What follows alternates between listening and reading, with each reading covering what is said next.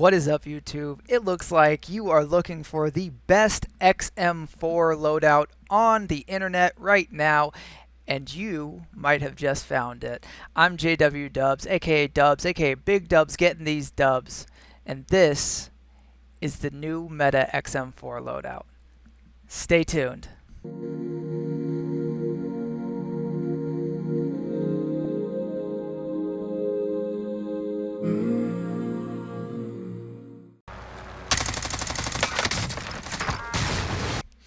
Alright, let's jump right into it. Okay, cool. So this is my XM4 kit. I actually run it two ways.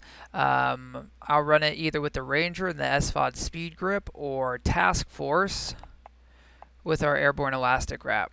I prefer this one. I prefer the Task Force Airborne just for damage and probably utility, but to me there's no better feel of a gun than the Ranger with the SFOD Speed Grip. But let me just go into this first. Okay, cool. So I run the agency simply for bullet velocity. If anything else offered the same amount of bullet velocity, I would run that. Just because of this hit to the aiming stability. Aiming stability is a stat that I don't think too many people really take into consideration. Everybody's about vertical recoil control or horizontal recoil control, but aiming stability puts a randomness in your gun itself that you can't control. Well, that's also what horizontal recoil control is supposed to control, right? But aiming stability, you can't really account for it because your character's doing this. Unless you're like a super Einstein, like I can predict the future, exactly where my gun's going to be next for my next step. Awesome. I'm glad you're a pro at this game, and you probably don't need to be here. Anyway, if you're a mere mortal like myself, aim stability, especially on a mouse and keyboard, plays a pretty significant effect. So the only reason I really run this is the bullet velocity. Task Force. Task Force, the main reason that I am running this is the effective damage range, and that's it. If it did not have this effective damage range, if you did not get that 35% bump in damage range, I wouldn't use this. I just wouldn't use a Task Force. I find that it's less accurate than the Ranger, and actually the numbers will show why here. So after this, I'm actually going to go into the detailed numbers as to how the gun performs via True Game Data, which I highly recommend. And if you're not subscribed, subscribe to it. I don't get any affiliate commission or anything like that. I just think the dude has put a bunch of time, has poured everything into it so that to give us a better understanding of the game, and I think he's done a fantastic job, so I highly recommend it to everybody. That being said, yeah, I run the Task Force simply for effective damage range, because really I don't want to lose aim down sight speed, sprint movement speed. It doesn't play too big of a difference because I run this as an overkill class with an SMG, but it's just, I don't know, if you hit your B-hops correctly, it doesn't really matter anyway. I'd much prefer to run the Ranger because you don't take those additional hits of ADS speed and sprint movement speed. That being said, Axial 3 times, I'm not really sure why you would run anything else. This is the only sight that gives you an additional vertical recoil as well as horizontal recoil buff. And you can, for where this gun shines, this is the sight that you should have for it. I mean, I guess you're going to run it as a sniper support, but this is not a sniper support kit. This is not a sniper support kit. I would probably run it with a Ranger. I guess you could rip the sight. I don't know, put like a micro dot on there. Probably a suppressor.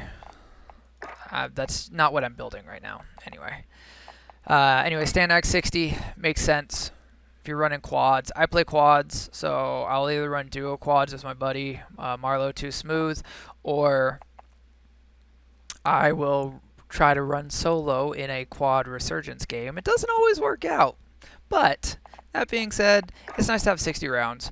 And then the Airborne Elastic Wrap. Okay, so this is the big one. So most people would recommend you put the Field Agent underbarrel on it. After hours and hours and hours and hours of testing, I don't recommend it. the main reason is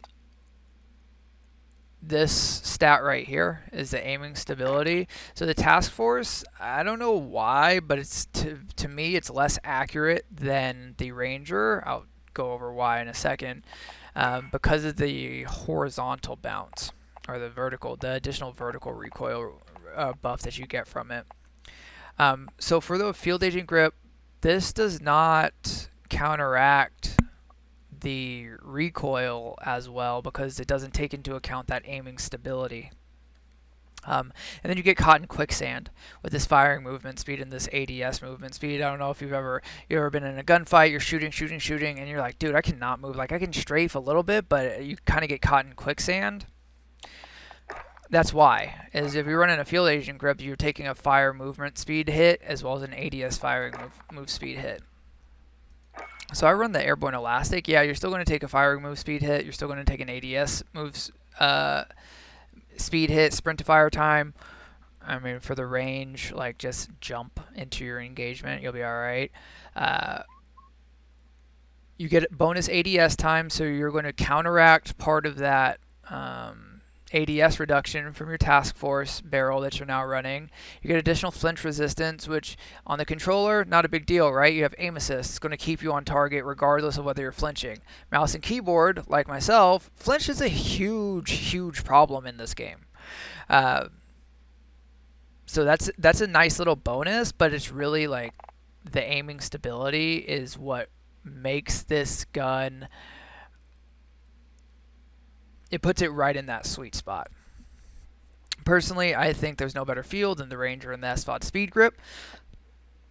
But that being said, for utility, this is what I run as my primary kit. I've tried to not love it, but no, this just works. So I'm actually going to go into the details and the numbers now. And then after that, I will drop my other kit for my Ranger and just go briefly into the SFOD speed grip and why I actually run that with my Ranger. So I will see you in a second. Ready. So this is where I get into a little bit more of the numbers. So this is true game data. Again, I highly recommend you become a paying member, subscribe, because we're actually going to be able to look at some of the cooler features that you get as a premium member. Okay, cool. So I compare the Task Force Agency Axial Stanag with the Airborne Elastic, with the XM4 Ranger, the EM2 with the Task Force Agency, and the AK-47, which I actually run with the GRU Elastic Wrap. I'll do another video on my AK build another day. Okay, so right here, right away we can see the difference in terms of the Ranger and the Task Force. We're looking at, you know, an extra, 8 meters, which is huge, right? For a TTK of 0.68 to 0.69 all the way out that far, as opposed to it bumping up to 7.7, and you basically end up at 0.78. This is a massive difference in range. The difference between whether you take 2 out or you take 1 and take too much damage and die. So this is all based on the chest multiplier. If we look at the combination still, you get that big reach difference, and so that's huge for the Task Force. And because of the Airborne Elastic Wrap, the recoil on it is very manageable, and it's almost, to me, as accurate as the Ranger with the SFOD speed grip. So in comparison to the EM2, obviously the EM2 is going to hit much harder, and the AK, interestingly, with the combination, the XM4 is actually going to be have better TTKs. And if you take into consideration how much easier it is to handle the XM4 over the AK, even with this range out to 38 meters, so an extra 6 meters, you're probably going to hit more shots with the XM4, so I believe that this is a far more accurate TTK. That's why I really like the XM4. It's a perfect middle ground between these two weapons. You get a little bit more mobility. but that EM2 is no joke. In terms of the stats themselves, fire rates, right, 721, that 49% range modifier, which is huge. Cool thing is, with the Airborne Elastic Wrap, your ADS, actually, you end up 17 milliseconds faster, which is pretty significant between these two XM4s. It gets competitive with the AK, obviously, like the way that you can kit this AK out. Or rather, with this kit, you're pulling at 283. Even if you're looking at your slower sprint to fire time, if you're jumping into an engagement or slide, like, it's not going to make a difference one way or the other. Movement speed, again, with the SFOD speed grip versus the Airborne Elastic, I can't feel a difference between this. ADS movement speed, the same, which is really nice. You're not taking an additional ADS hit. Right here, so this is the big one that I wanted to talk about, was this vertical recoil.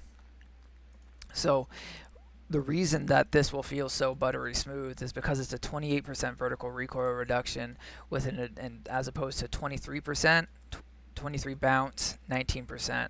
Even if you were to throw the field agent grip on it, this is still going to be a better pick, just because of the way that the attachment itself breaks down.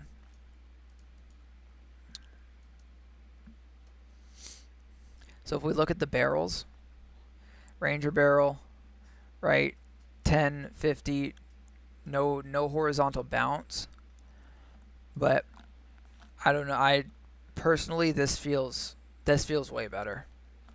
I couldn't tell you why. Sometimes guns, it's just a feel thing. The Ranger, I believe that the Ranger feels better than the Airborne Elastic, but pound for pound, I probably couldn't argue with how I have this built. Hipfire area, you're not really hipfiring this thing anyway, so it's not making a difference. Maximum bullet velocity, no matter how you build your guns, build for maximum bullet velocity. And then reload time isn't too different, especially with the 60 round.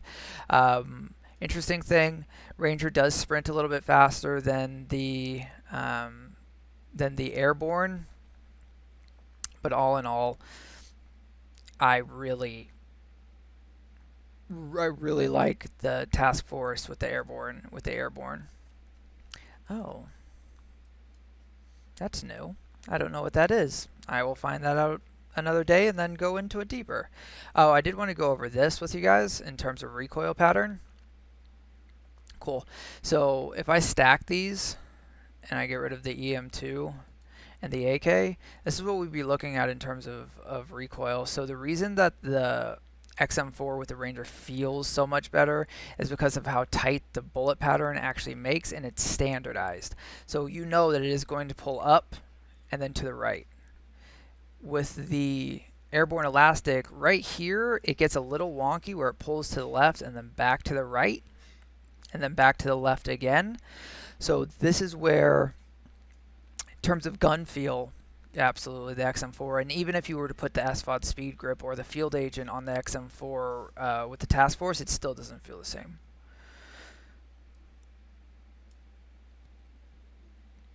So this is my basic breakdown, and obviously if you included ADS times, your task force with the agency ends up being faster than the Ranger.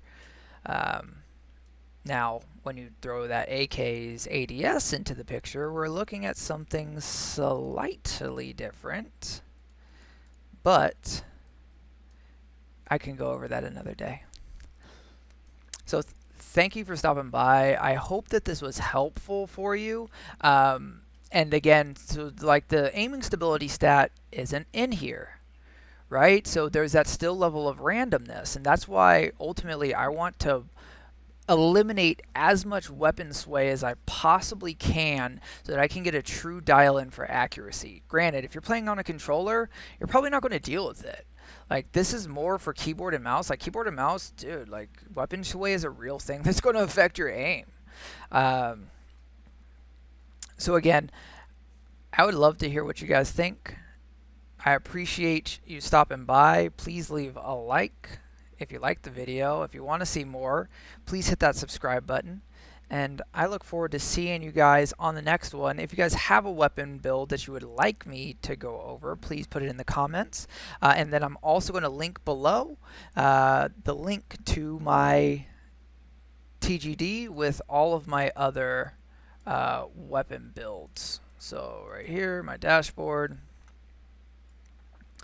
So I have an MG82 build, XM4, my Swiss builds, Stoner build, EM2, Cold War AK, OTS9. Oh, I don't actually have my Lapa on here. I'll throw my Lapa on here as well. And then I have different comparisons as well.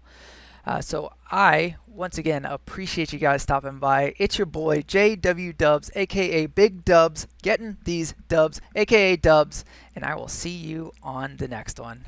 Later. I told you that I would give you the Ranger SFOD XM4 bonus, and so here it is. Here's my kit. So with the Ranger as well as the SFOD Speed Grip, this thing is crispy clean, crispy cream, buttery smooth. This thing is a match made in heaven because of this right here. So for the SFOD Speed Grip, you do not take a firing movement speed nor an ADS firing movement speed hit. So you are strafing faster, you're not in quicksand, you catch people off guard more often because they're anticipating fighting somebody who literally always uses the field agent grip. On top of that, you get a sprint movement speed bonus, so you get a little bit longer tack sprint, which means you can B-hop a little bit further. And then paired with the Ranger, so the reason that the Ranger feels so much better is if we look right here in terms of accuracy, the Ranger is more accurate than the Task Force barrel, even with the additional vertical recoil and the horizontal recoil control. Sure, does it have slightly more control? Yeah, slightly. But the accuracy difference in the Ranger versus the Task Force is significant enough that it really can't compare. Really, I run the Task Force for, like I was saying before, the effective damage range, and I, thanks be to God, was able to figure out the Airborne elastic wrap mitigated the additional inaccuracies in it enough that it is pretty close to this Ranger. So I appreciate you guys so much for stopping by. Please like the video. Please subscribe if you'd like to see more content, and throw a comment down below with what you think, what your thoughts are. If you want me to do a different gun, I would really appreciate it. I love the engagement, and I appreciate you guys. So I look forward to seeing you on the next one. Later.